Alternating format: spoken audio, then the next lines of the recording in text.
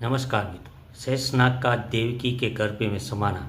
भाइयों और बहनों, आज हम उसी दिव्य क्षण की चर्चा करेंगे जब शेषनाग ने स्वयं को देवकी के गर्भ में समाया।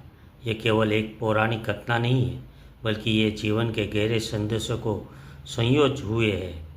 यह त्याग, समर्पण और सेवा का ऐसा उदाहरण है जो हमें प्रेरणा देता है कि जीवन का उद्देश्य केवल अपने लिए नहीं जीना है, बल्कि उस परम लक्ष्य के लिए समर्पित होना है। जब भगवान श्री हरि विष्णु के अवतार लेने का निर्णय किया, तो सबसे पहले उनके सेवक शेषनाग ने कोई आदेश या आग्रह की प्रतीक्षा नहीं की।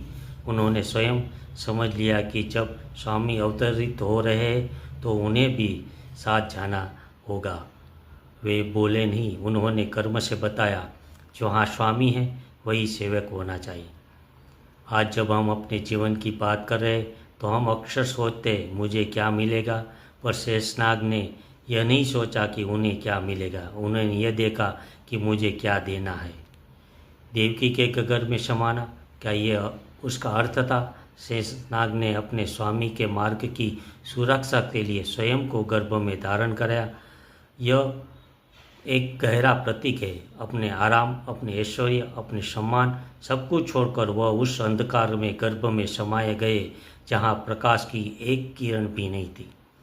यह त्याग नहीं था, ये सेवा का परम शिखर था।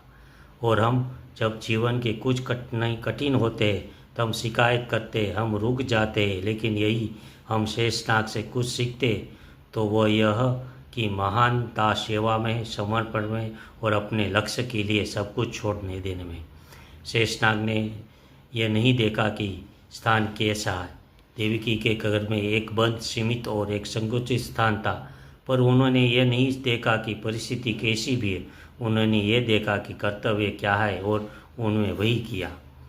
कई बार जीवन में हम ऐसे अंधकारपूर्ण गर्भों में धकेलते हैं, दुख, संघर्ष, अकेलापन, पर अगर हमारा उद्देश्य पवित्र है, हमारा मन दृढ़ है और हम ये सेवा की भावना से भरे हैं, तो हम वहाँ भी प्रकाश फैला सकते हैं।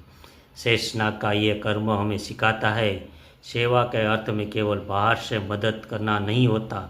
सेवा का अर्थ है स्वामी के मार्ग में कांटे भी हो तो पहले खुद चलकर उसे हटाना। यह प्रेरणा है हर भाई के लिए जो चाहता है कि वह किसी के जीवन में रक्षक बने, हर बहन के लिए जो चाहती है कि वो अपने परिवार के लिए संबल बने, हर विद्यार्थी के लिए जो अपने गुरु को केवल सुनना नहीं समझ भी है, और हर कर्म योगी के लिए जो अपने कार्य को केवल जिम्मेदारी नहीं भक्ति मानता है। भाइयों और बहनों, याद दीजिए, हम अपने जीवन में थोड़ा भी शेषनाग जैसा त्याग और सेवा का समर्पण ला सकते हैं तो समझ लीजिए हमारा जीवन भी भगवान कार्य का एक हिस्सा बन सकता है। क्योंकि जब आप मैं को छोड़कर तू की ओर बढ़ते हैं तो भगवान स्वयं आपके साथ चलने लगते हैं। शेषनाग। जय भगवान श्री कृष्ण। जय सेवा और समर्पण। Subscribe, like, share @ mythology Bharat. धन्यवाद। नमस्कार।